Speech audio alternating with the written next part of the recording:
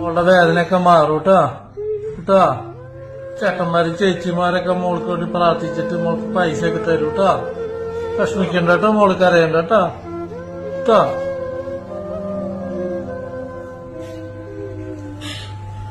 കണ്ടുനിൽക്കാൻ കഴിയാത്ത അവസ്ഥയാണ്.